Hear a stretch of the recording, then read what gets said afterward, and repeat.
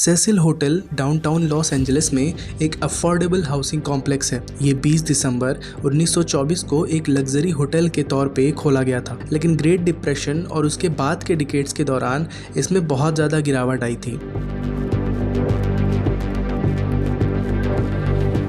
2011 में Cecil hotel का नाम बदलकर स्टे ऑन मेन कर दिया गया। 14 फ्लोर के इस होटल में 700 गेस्ट रूम्स हैं और इसका इतिहास काफ़ी उतार चढ़ाव भरा है, क्योंकि यहाँ पर बहुत सी जानें चली गईं, जिनमें से ज़्यादातर सुसाइड्स थे और कुछ एक्सीडेंटल तो कुछ नेचुरल डेथ्स थी। What do you think people imagine when they picture the Cecil Hotel? History, the Hotel Cecil has always had a dark persona. People call it Hotel Death.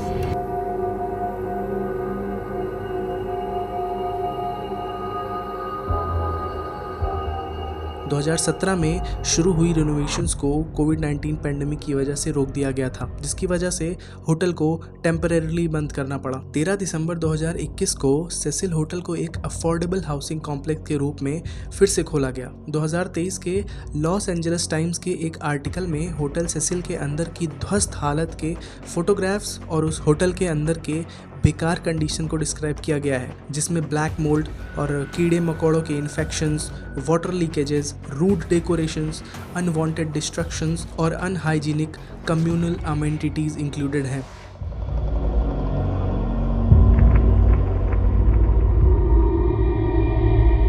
इस hotel के कई low income residents और homeless लोगों को ongoing medical, mental health और substance abuse treatment की बहुत ज़्यादा ज़रूरत है। पिछले साल 2024 में ही होटल सेसिल के मालिक साइमन बैरन प्रॉपर्टीज़ ने इस होटल को सेल करने का सोचा।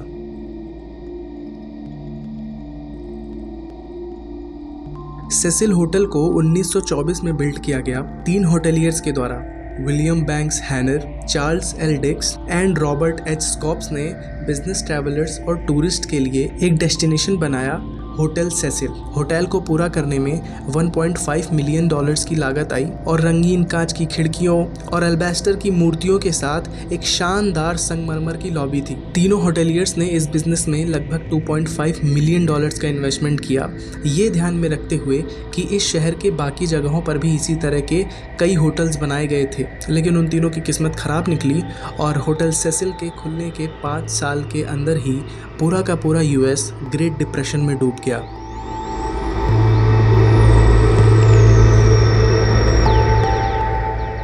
ऑल्दो ये होटल 1940s में एक फैशनेबल डेस्टिनेशंस के रूप में जाना गया, लेकिन 1940s के बाद इस होटल में तेज़ी से गिरावट देखी गई, क्योंकि स्किड रो के रूप में जाना जाने वाला पास का एरिया अस्थायी लोगों से तेज़ी से आबाद हो गया। ये वो लोग थे जिनके रहने का कोई ठिकाना नहीं था, मतलब कि होटल के 6 किलोमीटर की रेंज में 10,000 से भी ज़्यादा बेघर लोग रहते थे। 1987 में सेसिल होटल को U2 के music video where the streets have no names में प्रोमिनेंटली फीचर किया गया, जिसमें बिल्डिंग के कई हिस्टोरिकल फीचर्स दिखाए गए। 2008 में नए ओनर्स ने वहां पे काम संभालने के बाद होटल के एक पोर्शन को रिफर्बिश्ड किया। 2011 में सेसिल होटल के एक हिस्से को स्टे ऑन मेन के नाम से रीब्रांड किया गया, जिसमें दिन के समय अलग अलग रिसेप्शन एरियाज थे, लेकिन इसकी शेयर्ड फैसिलिटीज़ के साथ साथ इस होटल की ऑफिशियल वेबसाइट thececilhotel.com नाम से ही बनी रही। 2014 में होटल को न्यूयॉर्क शहर के होटेलियर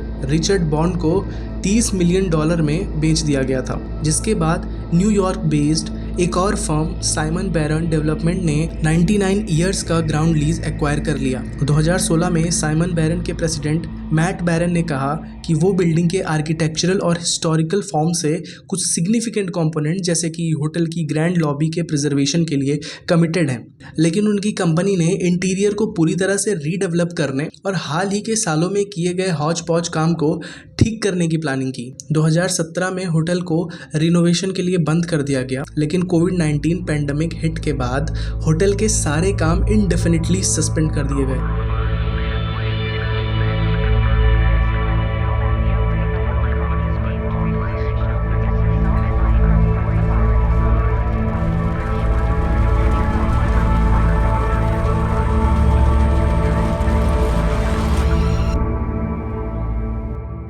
फरवरी 2017 में लॉस एंजलिस सिटी काउंसिल ने सेसिल होटल को एक हिस्टोरिकल कल्चरल मॉन्यूमेंट मानने के लिए वोट किया, क्योंकि ये 20th सेंचुरी के शुरुआती अमेरिकन होटल को रिप्रेजेंट करता है, और इसलिए भी क्योंकि ये होटल इसके आर्किटेक्ट्स के काम का एक हिस्टोरिकल सिग्निफिकेंस है। 13 दिसंबर 2021 को सेसिल होटल को स्किड रो हाउसिंग ट्रस्ट द्वारा ऑपरेटेड एक अफोर्डेबल हाउसिंग कॉम्प्लेक्स के फॉर्म में फिर वापस से इसे खोला गया। ये फैसिलिटी 600 लो इनकम रेजिडेंट्स को एक अफोर्डेबल अकोमोडेशंस प्रोवाइड करेगी। अप्रैल 2022 में द हिस्टोरिक सेसिल होटल के रूम रेट के एडवर्टीजमेंट को इसके साउदर्न फैसेट पर इलीगली व्हाइट वॉश कर दिया गया था। हालांकि ये क्लियर नहीं था कि ओनर्स या लीजेस या सब लीजेस प्रोटेक्टेड लैंडमार्क के साइनेज को हटाने के लिए रिस्पॉन्सिबल थे, लेकिन शायद इसे एक नए म्यूरल या बिलबोर्ड के लिए रास्ता बनाने के लिए हटा दिया गया था। ये बताया गया कि आर्टिस्ट मैथ्यू गार्सिया को बिल्डिंग पर म्यूरल पेंट करने के लिए कमीशन किया गया था। म्यूरल यानी कि वो फॉर्म ऑफ आर्ट जो डायरेक्टली दीवार पर किया जाता हो। इसके अलावा साइमन बैरन डेवलपमेंट के लिए फाउंड डिज़ाइन द्वारा डिज़ाइन किए गए और मीडिया डेवलपर केवानी के थ्रू ऑर्गेनाइज्ड बिलबोर्ड का एक कलाकार का रेंडरिंग, जिसमें प्रोजेक्ट का टाइटल द फ्रेम्स है, वो सर्कुलेशन में रहा है। केवानी की वेबसाइट बताती है कि बिलबोर्ड जल्द ही आ रहे हैं। ओरिजिनल एडवर्टीजमेंट की बात करें तो ये एडवर्टीजमेंट कम से कम 1927 से उसी बिल्डिंग पर था। ओरिजिनली इसमें लिखा था होटल सेसिल लो मंथली वीकली रेट्स 700 रूम्स, जिसमें ये जो वर्ड मंथली लिखा था उसे डेली वर्ड के साथ चेंज कर दिया गया। पहले लेटर्स के अवशेष अभी भी देखे जा सकते हैं, इसीलिए करंट वर्ड जो है डेली बाकी रोज की तरह नहीं बल्कि उल्टा राइट साइड से अलाइंड है। ये तो था इस होटल के इतिहास का एक पन्ना, लेकिन इस होटल की रेपुटेशन हमेशा ख़राब रही है। इसमें हुए वायलेंस, सुइसाइड्स, एक्सीडेंट्स और मर्डर्स की वजह से।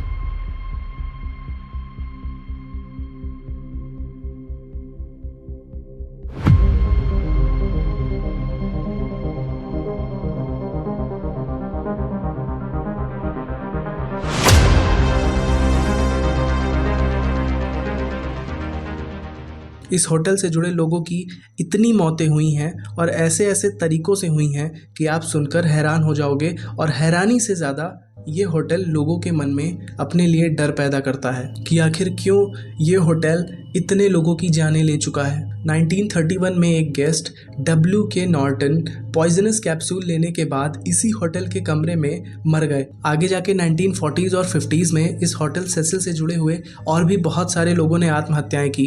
2008 में बहुत लंबे समय से उधर रह रहे 2 रेजिडेंट्स ने कहा कि होटल सेसिल का नाम सेसिल नहीं बल्कि द सुसाइड रख देना चाहिए, और जब इन्होंने ऐसा बोला तो उसी के कई सालों बाद इस होटल का ये निकनेम द सुसाइड तेजी से सोशल मीडिया पर पॉपुलर होने लगा। इतना ही नहीं, बाद में Cecil hotel adult couples, regular drug activities और प्रोस्टिट्यूट्स के लिए एक अड्डा बन गया था। 1964 में एक रिटायर्ड टेलीफोन ऑपरेटर जिसका नाम पिजन गोल्डी ऑसगुड था, वो काफ़ी लंबे समय से उस होटल की सबसे वेल नोन और वेल लाइक्ड रेजिडेंट थी। उसकी भी डेड बॉडी उसी के कमरे में मिली। उसके पूरे शरीर पर चाकू से वार करने के गहरे निशान थे। उसे बहुत बुरी तरीके से पीटा भी गया था और पूरे कमरे में तोड़ फोड़ के साथ उसका रेप भी किया गया था। जैक्स बी एलिंगर नाम के एक आदमी पर ऑसगुड की हत्या का आरोप लगाया गया क्योंकि उसे होटल के पास सड़कों पर खून से लथपथ घूमते हुए देखा गया था उसी रात को, लेकिन बाद में उसे एज अ सस्पेक्ट छोड़ दिया गया और फिर उसके बाद से ऑसगुड के मर्डर का केस आज तक नहीं सॉल्व हो पाया। 1980s में सेसिल होटल एक सीरियल किलर का टेम्परेरी ठिकाना था जिसका नाम रिचर्ड रामिरेज था, जिसे उस टाइम पे नाइट स्टॉकर निकनेम दिया गया था। स्किड रो एरिया में उस सीरियल किलर की रेगुलर प्रेजेंस रहती थी। उस होटल के क्लर्क के अकॉर्डिंग, जो कि उसे जानता था, उसने बताया कि वो सीरियल किलर इस होटल में कुछ हफ्तों के लिए रुका था। KPCC के अकॉर्डिंग जितने दिन वो होटल सेसिल में रुका था उतने दिनों में उसने 14 मर्डर्स किए। 30 अगस्त 1985 को लॉस एंजलिस में रहने वाले लोगों के एक ग्रुप ने उसे सड़क पर देखा। उसे भागने से रोका भी जब तक कि पुलिस उसे गिरफ्तार करने नहीं पहुंची। 1989 में रिचर्ड को 13 हत्याओं का दोषी ठहराया गया और मौत की सजा सुनाई गई। हालांकि अल्टीमेटली वो कैंसर की वजह से ही 2013 में मर गया। एक और सीरियल किलर जिसका नाम ऑस्ट्रियन जैक अंटरवेगर था, 1991 में वो भी सेसिल होटल में रुका था। पॉसिबली वो रिचर्ड के क्राइम की कॉपी करना चाहता था। वहां रहते हुए उसने कम से कम 3 प्रोस्टिट्यूट्स की गला घोटकर हत्या कर दी, जिसके लिए बाद में उसे ऑस्ट्रिया में दोषी ठहराया गया था। अब बात 2013 की है, जब सेसिल को स्टे ऑन मेन के नाम से रीब्रांड कर दिया गया था। लेकिन इसके बाहरी हिस्से पर अभी भी होटल सेसिल का साइन और पेंटेड एडवर्टीजमेंट्स छपे हुए थे। उसी टाइम पर फिर से ये होटल सबकी नज़रों में आया जब एक young Canadian student Elisa Lam के सर्विलेंस फुटेज को इंटरनेशनल मीडिया में बड़ी तेज़ी से डिसेमिनेट किया गया था। दरअसल उस फुटेज में एलिजा बार बार होटल के लिफ्ट बटन को दबा रही थी और बार बार लिफ्ट से अंदर बाहर जा रही थी, और ऐसा नोटिस किया गया कि शायद वो इन सब के दौरान किसी से छुपने का ट्राई कर रही थी।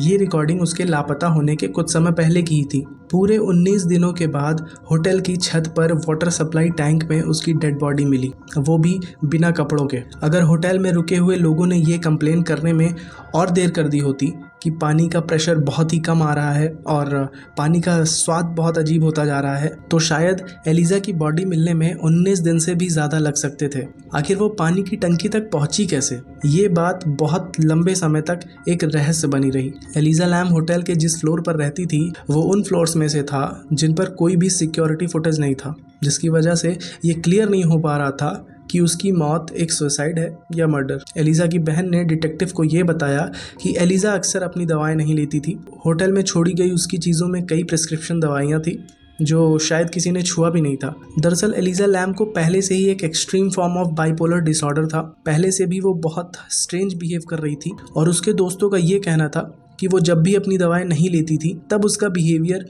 और भी अजीब हो जाता था। फाइनली पुलिस ने उस केस में ये कहा कि लिफ्ट में उनका अजीब व्यवहार दरअसल उनके मन में होने वाले भ्रम यानी कि हेल्यूसिनेशन की वजह से था। उनको ये लगता था कि उनको किसी से खतरा है, इसीलिए वो हर समय छिपने की कोशिश करती थी। और उस दिन उसने सोचा कि उसकी जान खतरे में है, इसीलिए वो खुद को छुपाने के लिए पानी के टैंक के अंदर चली गई। पुलिस का अनुमान है कि जब वो टैंक में गई तब पानी का लेवल इतना ज़्यादा था कि वो खुद भी बाहर आ सकती थी, लेकिन जैसे जैसे लोग उस पानी को यूज़ करते गए पानी का लेवल कम होता गया, जिसकी वजह से वो वहाँ फंस गई और बाहर नहीं निकल पाई। ये भी सोचा गया कि उन्होंने टैंक के अंदर अपने कपड़े उतार दिए होंगे ताकि भारी कपड़ों की वजह से डूबने का खतरा कम हो जाए, क्योंकि उसके कपड़े उसकी बॉडी पर भाले नहीं थे लेकिन उसी टैंक में मिले थे। फिर जाके लॉस एंजलिस कंट्री कॉरोनर ने उनकी मौत को एक दुर्घटना बताया जो पानी में डूबने की वजह से हुई। साथ ही बाइपोलर डिसऑर्डर को भी एक मेन रीज़न बताया गया उसकी मौत के पीछे। होटल सेसिल की सच्चाई सिर्फ कुछ अलग अलग घटनाओं का मेल नहीं है, बल्कि ये समाज और शहर की